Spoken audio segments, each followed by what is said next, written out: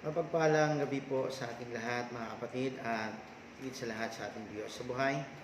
Sa gabing ito patuloy po natin na pasasalamatan, dadakilain ng ating dakilang Diyos sa magitan ng ating mga buhay at sa patuloy na pakikinig ng kanyang mga salita at pagbubulay-bulay natin sa kanyang mga salita. So sa gabing ito, samahan niyo ako sa mensahe ng Diyos na dito po natin makikita sa mga awit o Psalms chapter 37 verse 23 and 24. So sabayin niyo po ako kung may Bible po kayo mga kapatid. Buksan niyo na lang po ang Holy Bible niyo. And then sabayin niyo po ako sa pagbabasa. Sabi po dito, the Lord makes firm the steps of the one who delights in Him.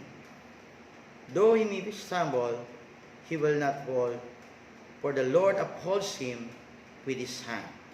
So, sa wikang Tagalog naman po mga kapatid, sabi po dito, pang-aawit chapter 37, verse 23 and 24. Ginagabayan ng Panginoon ang bawat hakbang ng taong matuwid na ang buhay ay nakakalugod sa Kanya, matisod man siya ay hindi siya mabubuwal, dahil hinahawakan siya ng Panginoon. So, samahan niyo muna ako sa maiksing panalangin. Panginoong Diyos, dakila sa lahat. Panginoon, pagpapalain mo ang iyong mga salita sa gabing ito na amin pong pagbubulay-bulayan. Bigyan mo kami ng kaliwanagan.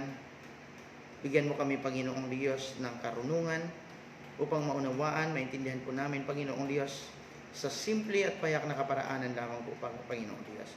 Amang banal, nananampalataya po ako ng bawat makikinig ng mensahe, Panginoong Diyos, ay patuloy mong pagpapalain sa gabing ito. Dalangin namin naman sa aming banal na gawain, our online live streaming o Pari God. Lord, pagpapalain mo ito. Samahan mo kami, Panginoon. Bigyan mo kami ng katagumpayan sa pangalan ni Jesus. Maraming salamat po, Panginoon. Ito po ang aming samot dalangin sa pangalan ni Jesus. Amen. So, sa gabing ito, mga kapatid, ang title po ng ating mensahe ay The Right Perspective to Begin This Year. So, ano ba ang atin pong tamang pananaw o perspective o tamang pagtahak, no, nitong 2021 sa pamamagitan po ng salita ng Diyos ay gagabayan po tayo ng Panginoon upang magkaroon po tayo ng katagumpayan sa ating mga buhay. Lalo na po nitong 2021, no? So marami na po tayong mga kinakaharap, marami na pong mga pagsubok, problema nating nararanasan, at hindi pa tayo nakakawala o nakakaalis nitong ating pandemic na to. So paano ho tayo bilang mga anak ng Diyos, bilang mga lingkod ng Diyos, na mapagtagumpayan po natin itong mga bagay na to? Dahil merong napakagandang pangako ang Diyos dito po sa mga awit, no? Sa chapter 37 verse 23 and 24. So sabi ng kanyang mga salita, the Lord makes firm the steps of the one who delights in Him. So talagang ang nais ng Diyos, no, ang bawat isa sa atin na kanyang mga anak, na kanyang mga pinili, ang sabi niya, ginagabayan ng Panginoon ang bawat hakbang ng taong matuwid, na ang buhay ay nakakalugod sa Kanya. So tandaan po natin sa verse 23, ginagabayan ng Diyos ang mga taong matuwid. Marami sa atin, o may mga taong nagsasabi na sila ay matuwid sa harapan ng Diyos. Kaya itong Psalm chapter 37 ay pwede niya po itong panghahawakan. But meron pa hong karugtong doon, no? Ang taong matuwid na ang buhay ay nakakalugod sa Kanya.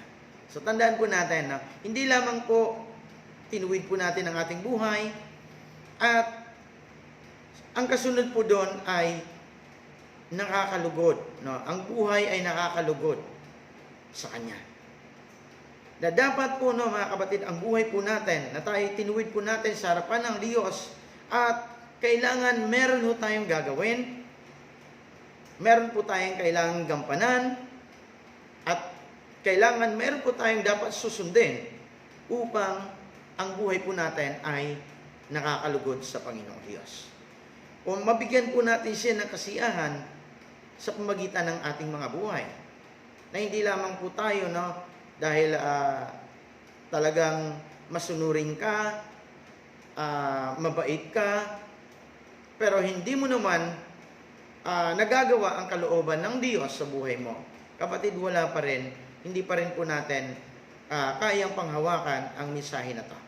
At hindi ho tayo magtatagumpay sa buhay po natin kung wala ho yung buhay natin na nakakalugod sa kanyang harapan.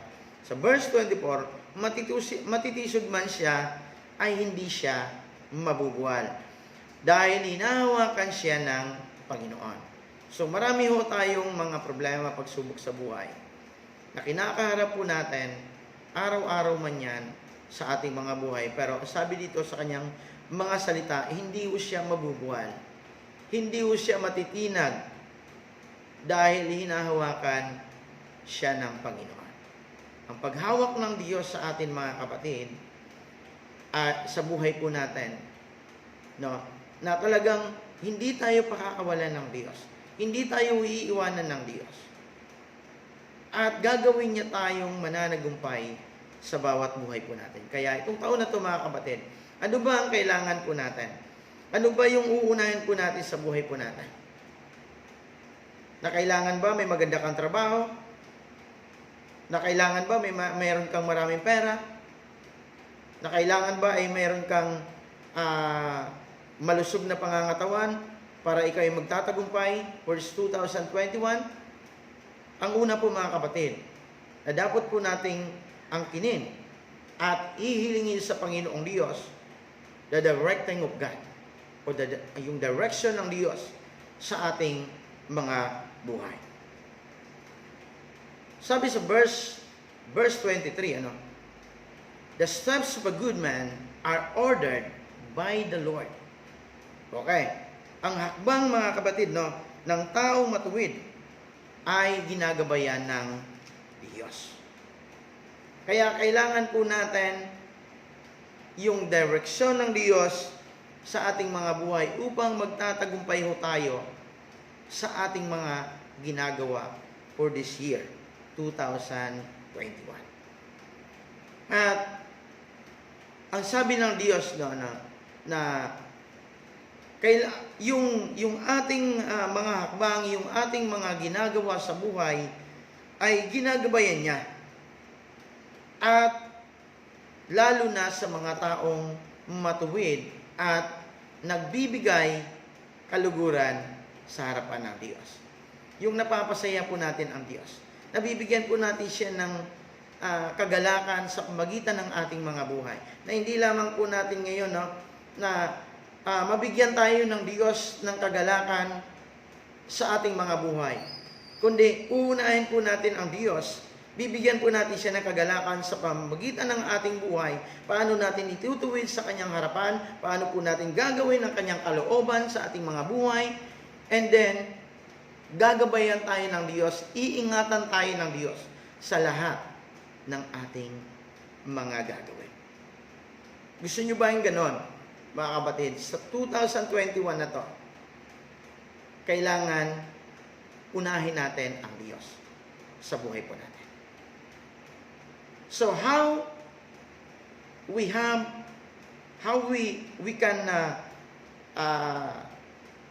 have the directing of God. So number one is we depend on God for direction and seek His guidance. Okay. Ito po yung uunahin po natin, mga kapatid, yung direction ng Diyos na sinasabi niya sa verse 23 ng mga awit, chapter 37. Na paano ho natin maangkin, mga kapatid, yung direction ng Diyos sa buhay po natin, kailangan nakadepende ho tayo sa Diyos. Sa lahat ng mga hinahakbang natin, ginagawa ho natin, o ano pa man ang dapat nating pinaplano this 2021, kailangan unahin po natin ang direksyon ng Diyos. Ito ba ay gusto ng Diyos? Ito ba ang tamang gagawin ko for this year na ipinapagawa ng Diyos sa buhay ko? And we seek His guidance. Kailangan po natin, mga kapatid, no?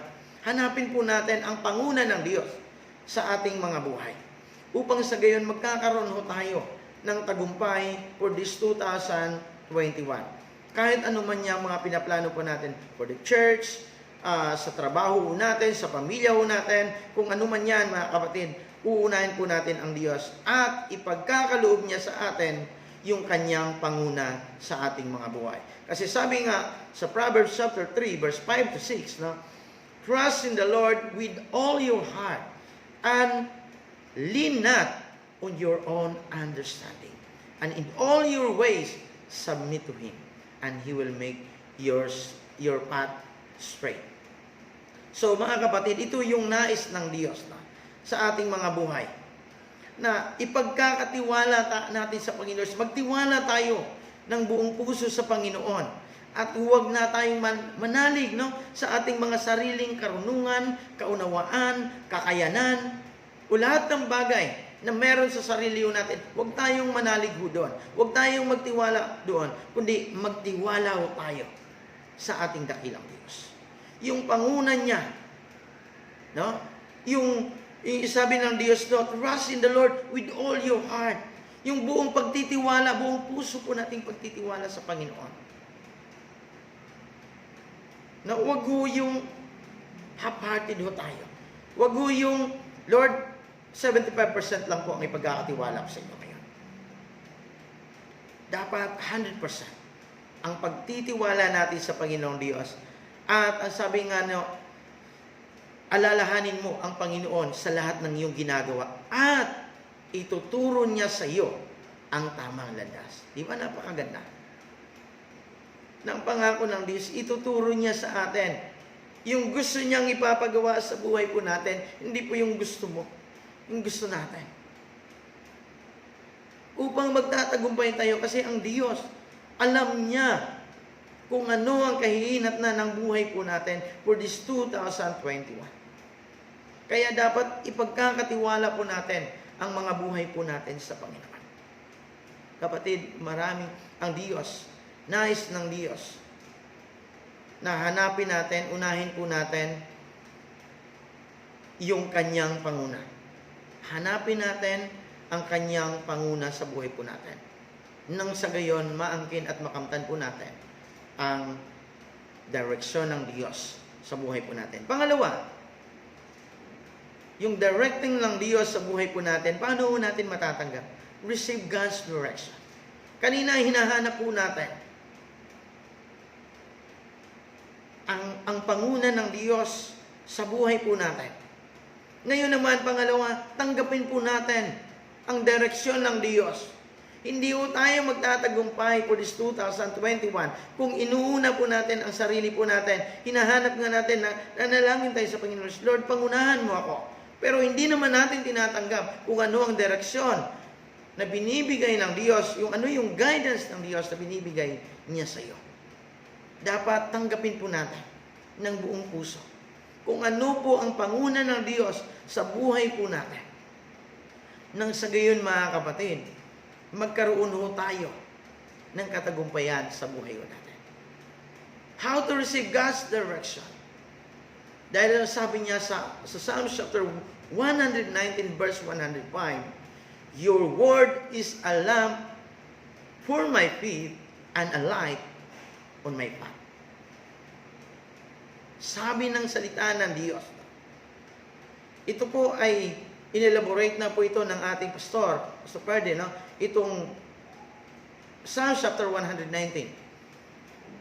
Dahil napakahalaga po, mga kapatid, napakalaking halaga po sa atin na yung ating hakbangin sa araw-araw na dapat alam natin na ang ating hinahakbangan ay liwanag upang hindi ho tayo matitisod. Upang alam ho natin kung ano ang tamang daan patungo doon sa ating pupuntahan. Dahil sabi niya, ang salita nyo ay katulad ng ilaw na nagbibigay liwanag sa aking dadaanan. Okay? Ang salita ng Diyos na kailangan po natin, we receive God's direction through His Word. Okay? Through His Word. Ito po mga kapatid, ang kailangan po natin. Ang salita ng Diyos. Through the Bible. Ito po yung ilaw na inalantulad po ito, no? Sa isa ay katulad, sabi niya, ay katulad ng isang ilaw na nagbibigay liwanag sa aking daraanan. Kaya mahalaga po sa atin, ang ating devotion, ang ating mga dawn watch, ang ating mga quiet time. Mahalaga po yan mga kapatid. Yan po yung hindi tayo makakatanggap ng direksyon ng Diyos kung every Sunday lamang po tayo makikinig ng mensahe ng Diyos. Kailangan mayroon tayong personal, quiet time na pakikipag-usap po natin sa ating dakilang Diyos. And pangalawa po mga kapatid, na atin pong lalakaran for this 2021. The delighting of God. Okay, the delighting na kailangan po natin, no, yung paano yung nakakalugod o nagbibigay kagalakan sa Diyos yung ating mga buhay. Kasi hindi lamang po katuwiran ang dapat po nating aangkinin sa buhay po natin, kundi mabigyan po natin ng satisfaction ang Diyos sa buhay po natin. Kasi sa verse 23, no, sabi po dito, and He delight in His ways, o in His way. So, paano ho natin mabigyan ng kaluguran ang Diyos sa buhay po natin o kagalakan ang Diyos sa magitan ng ating mga buhay? So, God is pleased when we seek guidance for our lives. Now, parang mga magulang lamang po yan, no? Na pag hindi mo sinusunod kung ano ang mga sinasabi ng iyong mga magulang, ay sila po ay nagagalit at hindi po natutuwa sa ating mga buhay. Kaya minsan, may mga hinihiling tayo sa kanila ay nagmamatigas sila dahil hindi naman tayo nagbibigay ng kaluguran sa kanila. Pero pag mabait tayong bata, mabait tayong anak, malambig tayo, masunurin tayo, isang sabi mo lang sa magulang mo, ipagkakaloob niya agad sa iyo yung mga gusto mo. Di ba? Kasi ang magulang walang ibang tinitingnan na mabigyan niya ng kagalakan din po yung kanyang anak. Ganon din po ang hinahanap niya sa kanyang anak na mabigyan mo siya ng kagalakan din at kaluguran sa pamagitan ng kanyang buhay. Kasi nais ng Diyos, no, na ang buhay po natin na to, bakit po tayo nag-exist? Bakit po tayo pinipreserve pa ng Diyos dito sa mundong ibabaw? Dahil gusto niya na ang ating buhay na to ay gagamitin natin bilang isang napakagandang example at bilang isang nilalang ng Diyos na sabi nga, no, He created, no, nakakawangis niya, na yung kawangis niya ay magbibigay sa kanya ng kaluguran. Amen? Dahil sabi doon sa verse 4 ng Psalms chapter 37, take delight in the Lord and He will give you the desire of your heart. Ito yung nais na sinulat ni David, na ito yung kahinatnan ng mga taong masasama at ang taong matutuwid sa harapan ng Diyos. Kasi ang taong masasama ay hindi po kinakalugdan ng Diyos, pero ang taong mabubuti at matuwid sa kanyang harapan, binibigyan ng Diyos, ng kaligayahan ang isang tao na naglilingkod ng tapat sa Kanya. At sabi nga ng Diyos, no, sa Kanyang, magpakilagaya ka naman sa Panginoon at bibigyan Kanya ng nasa ng iyong puso. Kapatid, lahat tayo gusto natin ito, kasi yun yung magkaroon tayo ng burning desire sa puso natin. Kasi ito po yung gusto lang nating mabigyan ng kasiyahan o masatisfied lang po natin yung puso natin. Kasi wala tayong ibang sinasabi na ito kasi yung desire ng puso ko. Na maangkin ko yung bagay na yan, maangkin ko yung mga dinidesire ng puso natin. Pero ang sabi ng Diyos dito, sabi niya, ibibigay niya ang nasa ng iyong puso. This 2021, walang ibang gusto ang Diyos sa atin na bibigyan tayo ng tunay na kasiyahan sa buhay po natin. kung unang hahanapin lamang po natin siya. Yung direction niya at mabigyan ho natin siya ng kaluguran. Simple lamang po ang inihiling ng Diyos sa buhay po natin. Okay? Hahanapin po natin yung kanyang panguna na bilang isa nating magulang, bilang isa nating Diyos, bilang Ama natin, susundin po natin kung ano ang nais siyang ipapagawa sa buhay po natin. At pag nabigyan ho natin siya ng kaluguran sa buhay po natin, hindi ho mahirap na ipagkakaloob niya sa atin yung mga gusto ho natin. Amen. Praise God. And second one, how we delight in the Lord is to seek and please God and be delighted in His ways, because His will and way are always best. So, ito po yung gusto po natin, gusto po ng Diyos, na unahin, hanapin po natin ang Diyos. At yung mabibigyan po natin siya ng kaluguran sa magitan ng kanyang mga gusto sa buhay po natin. At alam ho natin na ang kanyang mga hakbangin, ang kanyang mga planuhin sa buhay po natin ay laging the best para sa buhay po natin. Sabi sa mga awit, chapter 40, verse 8, I desire to your will, my God, your law is within my heart. Okay? Dapat yan po yung burning desire po natin, mga kapatid, na hanapin po natin sa puso po natin ang Diyos at ang kanyang kung paano po natin siya babigyan ng kaluguran. So, ang aking kinakaluguran ay sundin ang iyong kalooban. O Diyos ko, o ang iyong kautusan ay nasa loob ng aking puso. I hope, na meron po sa buhay po natin yan.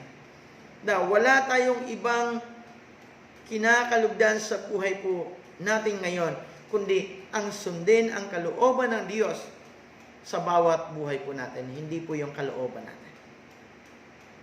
At gagawin po natin, lagi po nating ilalagay sa puso natin ang salita ng Diyos o yung kautusan ng Diyos sa ating mga buhay upang hindi ho tayo maliligaw ng landas at nandun pa rin ho tayo sa kalooban ng Diyos. Amen? And the third one is, so the downfall, o yung pagbagsak ng isang tao.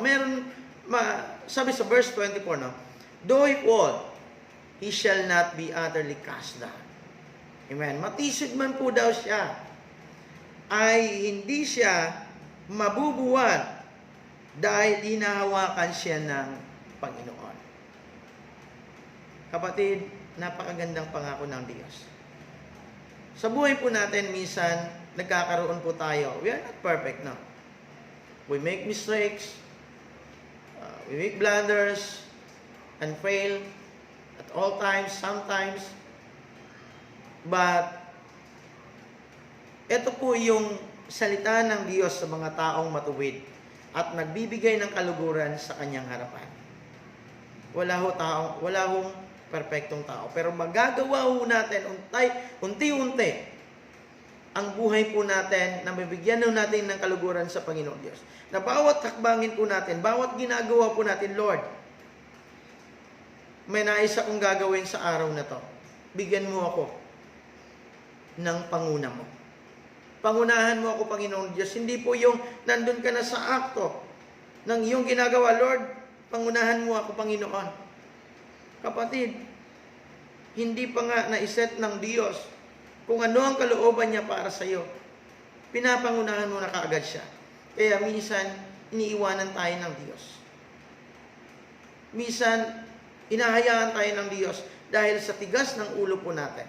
Pero ang mga taong masunurin sa kanyang harapan, ito po, mga kapatid, ay pangusap po ito sa taong matuwid. Hindi po ito doon sa mga taong suwain. Nasabi nga, hindi man tayo perfecto o meron man tayong nakakatisuran sa buhay. Hindi ho tayo pababayaan ng Diyos dahil hinahawakan ng Diyos yung buhay po natin. Hindi po ito pangusap doon sa mga taong Ay, sabi naman ng Diyos, kahit matitisod man ako. No, hindi. Ito po ay para sa mga taong nagbigay ng kaluguran sa Diyos at nagbigay ng yung buhay niya ay tinutuwid niya sa harapan ng Panginoon. Dahil ang Diyos, no, meron pong panahon, no, na tayo po ay nanghihina, meron pong kapanahunan na tayo po ay maiinit, pero wag naman ho nating, kaya nga kailangan ho natin yung panguna ng Panginoong Diyos. Kaya kung meron ho tayong kapabayaan sa buhay po natin, kailangan ho natin ng maintenance o kailangan po natin, lagi po natin i-check ang buhay po natin, lalo na ang buhay spiritual po natin. Sa gayon, ito po yung ang buhay po natin ay magkaroon po ng katagumpayan sa harapan ng Panginoong Diyos. Dahil hindi po tayo hahayaan ng Panginoon. Ang mga taong matuwid at nagbibigay ng kaluguran sa Panginoon, hindi niya hayaan na tayo po ay matitinag or matitisod o mag-fall. So, dahil ang Diyos po natin ay He's God of patient and full of mercy. Okay. Ang Diyos po natin na pinaglilingkuran ho natin, kapatid, ay siya yung napakamahabaging Diyos. Punong-puno ng biyaya. At tandaan ho natin, ang pangako ng Diyos, kapatid, lalo na sa atin na mga matuwid at ginagawa ang kalooban ng Diyos sa ating mga buhay. Ang pangako ng Diyos para gumaan ang ating mga buhay. Psalms chapter 55 verse 22. Sabi ng Diyos, cast thy burden upon the Lord, and He shall sustain thee. He shall never suffer the righteous to be moved. Amen? Napakaganda. Ibigay mo sa Panginoon ang iyong mga alalahanin. Ano man ang inaalala mo ngayon, maging ang kabiyak mo man sa buhay, maging ang mahal mo sa buhay, maging ang mga pangangailangan mo, maging ang mga bagay na dinidesire ng buhay mo, ay naging burden sa iyo. Na naging ang pagsunod mo sa Panginoon Diyos, mayroon kang burden, ilagat mo sa Panginoon, ibigay mo sa Panginoon ang lahat ng alalahanin niya. At ang sabi ng Diyos, aalagaan ka niya. Diba? Napakasarap na mayroon ng mag-aalaga sa atin, mag-iingat sa atin. At hindi niya pababayaan ang mga matuwid magpakailan pa man. Okay? Pang-usap pa rin ito sa mga taong matuwid. Dahil ang Diyos na tumawag sa atin ay napaka mahabaging Diyos. Aalagaan tayo ng Diyos.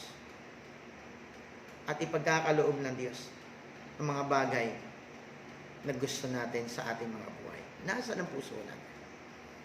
And the fourth one is the deliverance. Meron tayong minsan meron tayong mga pagbagsak o pagkatisod, but ang Diyos, ang sabi niya, meron yung pagpapalaya sa atin.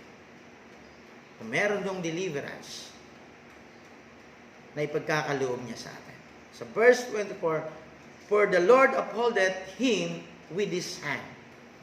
So, dahil hinahawakan siya ng Panginoon, hindi siya mabubuhay.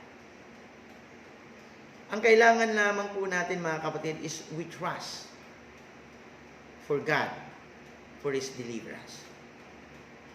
No? Magtiwala tayo sa Panginoon na itong mga sitwasyon na kinakaharap po natin, kaya o tayo nanghihina sa ating mga pananampalataya, dahil hindi po natin nakikita ang kapangyarihan ng Diyos, hindi po natin nakikita ang deliverance ng Diyos sa buhay po natin. Sabi ng Diyos sa kanyang mga salita, Isaiah chapter 50 verse 2, have I no power to deliver? So sabi nga dito, no, bakit hindi nyo ako pinapansin nung dumating ako? Bakit hindi kayo sumasagot nung tinawag ko kayo? Hindi ba kayo kayang, hindi ko ba kayo kayang iligtas? Sabi nga ng Diyos, kaya ko ngang patuyuin ang dagat sa isang salita lang. Kaya ko nga gawing disyerto ang ilog para mamamatay ang mga isda roon. Di ba mga kapatid? Like Moses, mga Israelite people, so sila po ay binigyan ng deliverance ng Diyos doon sa bayan ng Egypt, na akala nila ay wala na silang mapupuntahan dahil bangin tubig ang kanilang kinakaharap, wala na, sukol na sila. But kailangan lamang po natin ang pagtitiwala natin sa Diyos. Marami tayong mga kinakaharap ngayon, personally, sa pamilya ho natin. May mga karamdaman, sakit sa physical, sakit sa bulsa. Lahat po yan, mga kapatid, ay kayang-kayang gawa ng paraan ng Diyos yan. Kung ang buhay po natin ay ilagat natin sa Panginoon, gawin nating matuwid, gawin natin ang kalooban ng Diyos sa buhay po natin. At ang sabi nga niya, kaya kong ang patuyuin ang dagat sa isang salita lang. Kagaya ng ginagawa niya kay Moses at sa mga Israelite people. Na yung dagat na kanilang tinatawiran, na hindi na kailangan ng marami pang equipment na para ito'y patuyuin o aspaltuin o simentuin ang kanilang dinadaraanan. Kundi ang Diyos na gumagawa ng kaparaanan sa lahat. Marami silang mga dala-dala doon, karwahe o sa kanilang paglakad, kasi alam naman po natin ang dagat ay talagang babad niyan sa tubig at malambot ang lupa. Pero sila ay nakakatawid nang walang sinasabi po doon na sila, ang bawat isa sa kanila ay ang kanilang mga paay na baon doon sa putik na kanilang dinadaraanan. Kundi buong puso silang nagpapasalamat sa Diyos na mangha sa kapangyarihan ng Diyos na kumikilos sa buhay nila. So ganun po mga kapatid, the same God that we serve, the God of Abraham, Isaac, Jacob, and the God that we serve now is the same God. Kaya mga kapatid, yung buhay po natin ngayon, kailangan po natin, ilagat lang natin sa Panginoong Diyos. At makita ho natin yung pagpapalaya sa atin ng Diyos. Walang ibang gusto ang Diyos sa buhay po natin. Kundi, ipapakita niya sa atin yung kamangha-mangha niyang gawa nang sa gayon lalo ho tayo magtitiwala sa Kanya. Kung may problema ka na kinakaharap, ipasalamat ka sa Panginoon. Dahil lalo kang pinagpapatibay ng Diyos. Hindi ka hahayaan ng Diyos. Sa karamdaman mo yan. Sa problema mo na yan. O anumang mga alalahanin mo sa buhay. Hindi ka hahayaan ng Diyos. Dahil ang sabi ng Diyos, iingatan at aalagaan ka ng Diyos. Yan ang pangako ng Diyos sa bawat isang nagtitiwala sa Kanya. Simple lamang po ang gusto ng Diyos. Para makita ho natin na para lalo ho tayong magtitiwala sa Kanya. Kasi ang bayang Israel noon, kahit gaano pa kadami ng mga miracle na kanilang nararanasan sa Panginoong Diyos, nandyan pa rin ang katigasan ng kanilang puso. Kaya ho sila, yung iba sa kanila ay hindi nila nakita ang bayang pangako na pinangako ng Diyos. Kapatid, ngayon, tutuparin po natin sa pangako ho ng Diyos. I-restore ho tayo ng Diyos sa lahat ng mga bagay na inagaw ng kaaway sa atin dahil sa ating mga kasalanan. I-restore ho tayo ng Diyos yon. Lahat ho yun ninakaw ng kaaway sa atin. Kasiyahan, pamilya ho natin, yung pinansyal ho natin, ninakaw lahat ng kaaway po yun. Gusto ng Diyos, i-restore ho tayo sa lahat ng mga bagay. Kagaya po sa ginawa ng diablo sa buhay ni Job. Ninakaw niya lahat. Hindi po ang Diyos yun. Ninakaw lang ng diablo ang lahat. But ang Diyos, nung si Job ay na-deliver po siya, nire-restore po siya ng Diyos. Doble-doble sa lahat ng mga nawala sa Kanya. Ganun din po sa buhay po natin. Walang ibang gusto ang Diyos. Restore us.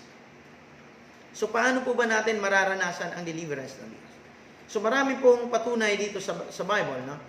Na ang Diyos ay ililigtas niya ang kanyang mga anak. Kagaya po sa nangyayari dito sa Daniel chapter 3 verse 17. Kung talaga pong ganyan ang mangyayari, ililigtas kami ng Diyos ng aming pinaglilingkuran mula sa naglalagablab na horno at ililigtas niya kami mula sa inyong mga kamay. Ito po ang sabi ni Shadrach, Meshach, and Abednego na sila po ay nagkaroon po ng decree ang kaharian kay Nebukadnezar ng lahat po ng mga tao doon na nandun po sa kaharian, pag hindi po sasamba doon sa kanyang revolto ay lahat po ay paparusahan ng kamatayan. But dito po pinapakita kung gaano ka makapangyarihan ng Diyos. Dahil sila po ay nagtitiwala sa ating dakilang Diyos na kaya silang i-deliver.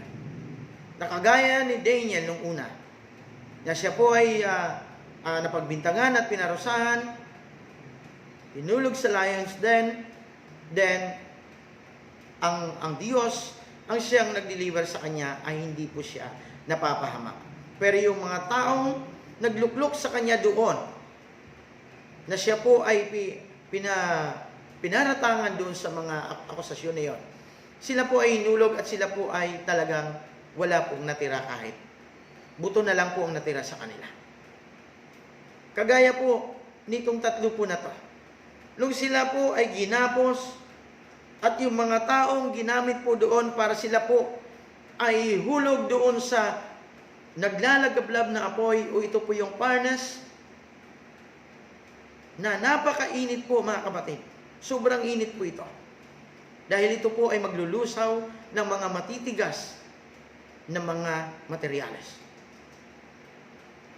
Ito po, nung nandun pa lang po sila sa bukana ng horno na yon at yung ihulog po sila doon, ano pong nangyari? Doon po sa mga naghulog sa kanya, sila po ay namatay. Una pong namatay po doon yung nagdala sa kanila doon sa horno. Pero sila po, ang tatlo po na to, sila po ay iningatan ng Diyos, sinamahan ng Diyos ng kanyang kapangyarihan, at sila po ay hindi man lang nasusunog ang kanilang mga laylayan ng kanilang damit. Walang napapahamak. Ganun po ang pag-iingat ng Diyos sa atin. Kaya tayo nandito ho tayo sa mundong ibabaw. Madalas po ang aksidente, madalas po ang mga panganib na nangyayari. Pero kung nandyan ang pag-iingat ng Diyos, nandyan ang pangunguna ng Diyos sa ating mga buhay, ay maiiwasan ho natin ang mga panganib na yan. O ang yung mga sakuna na yan sa ating mga buhay. Dahil ang pangako ng Diyos, He promised us to deliver. Napakagandang pangako ng Diyos sa atin, kapatid. Magtiwala lamang po tayo sa Kanya. Jeremiah chapter 1 verse 8. Huwag kang matakot sa mga tao sapagkat ako'y kasama mo at tutulungan kita. Ako ang Panginoon ang nagsasabi nito. Sabi ng Diyos, huwag daw tayong matakot sa mga bagay, sa mga tao, sa masasamang tao, dahil kasama ho natin siya. O anumang panganib na yan, dahil ang sabi ng Diyos, mas makapangyarihan ang nasa atin kaysa naghari-harian dito sa mundong ibabaw.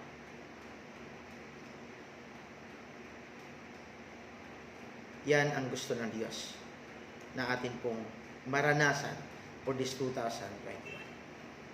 Sabi sa Psalms chapter 37 verse 14, Tutulungan sila ng Panginoon at iniligtas sa mga taong masama dahil sila ay humingi ng kanyang kalinga. So, ang Diyos na nangako sa atin na tayo ay kakalingahin niya, na tayo ay iingatan niya, na tayo ay sasamahan niya for this 2021. Ang salita ng Diyos dito po sa mga aawit o sa Psalms chapter 37 verse 23 and 24. Ito po yung ina-address niya sa mga taong matuwid na naglilingkod sa Kanya at nagbibigay ng kaluguran sa Kanyang harapan. Upang makamtan po natin ang mga bagay na to, ang panguna ng Diyos, yung deliverance ng Diyos, yung pag-iingat ng Diyos sa atin, kailangan lamang po natin, mga kapatid, unahin ang Diyos. Hanapin po natin ang Kanyang presensya. At kung mahahanap po natin ang Kanyang presensya, mga kapatid, tiyak, tayo po ay mananagumpay. As a conclusion po for this topic, so we cannot be victorious in our lives. So in our plans this year, if the God's direction is not one who guiding us, hindi ho tayo magtatagumpay. Maaring mangangapa ho tayo. Maaring marami pa tayong mga frustration na mararanasan kung hindi ho natin uunahin, kung hindi po natin hahanapin ang direksyon ng Diyos at yung panguna niya sa ating mga buhay.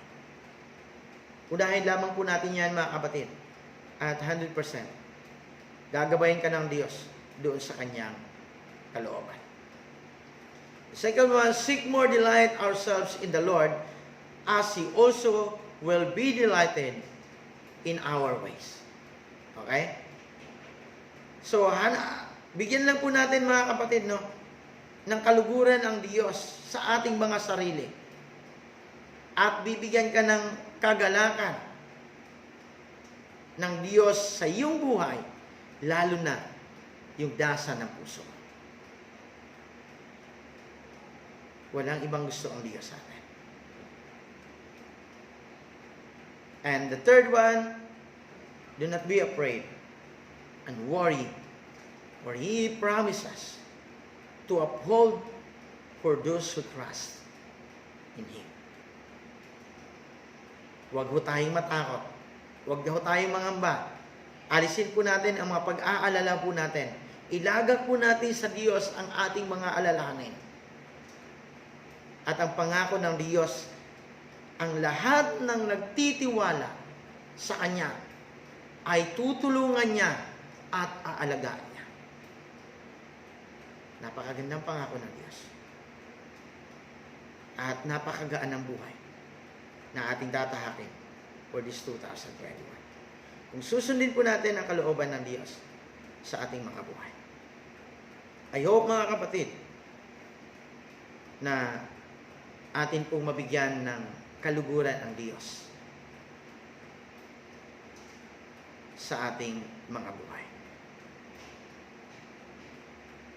And I hope this evening, pagbubulay-bulayan natin ang mensahe ng Diyos. Kung marami kang naging failure sa buhay mo for 2020, maybe hindi mo inuna o hinanap ang direksyon o yung panguna ng Diyos sa buhay mo.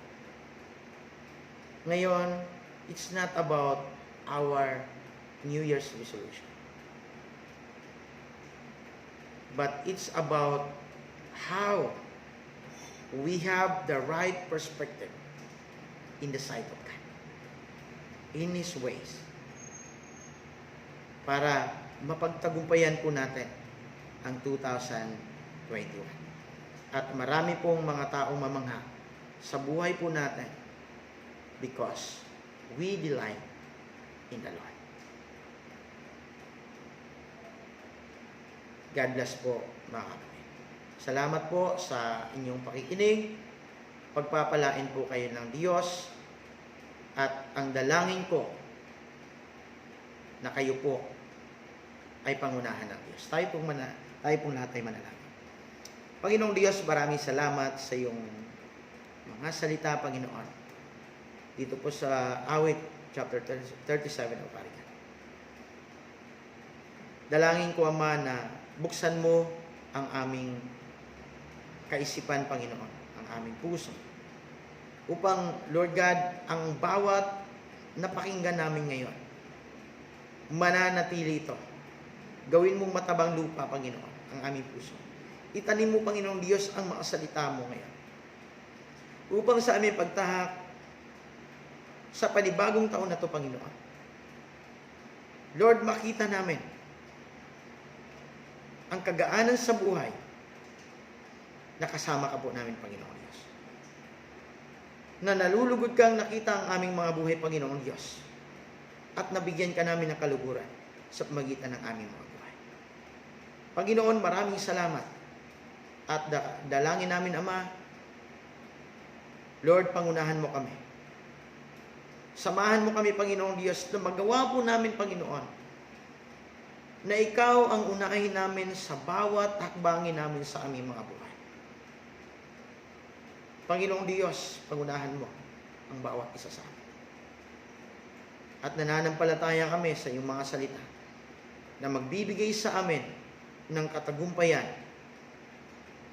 sa taong ito, Panginoon. Maraming salamat. Sa iyo namin pinapasalamatan ang lahat, maging ang katagumpayan ng aming banal na gawain. Sa pangalan ni Jesus. Amen. Salamat po, mga kapatid, at salamat din po sa ating mga nagpapaawit kanina, no, ang GBCIM team po dito sa Laguna. So maraming salamat sa kanilang mga buhay na patuloy pong pinapagamit ang kanilang mga talento sa Panginoon. Ito po ay ito po yung mabigyan po natin ng kaluguran ang Diyos sa magitan ng ating mga awitin. Salamat at God bless po sa lahat ng mga nakikinig po ngayon. Salamat po.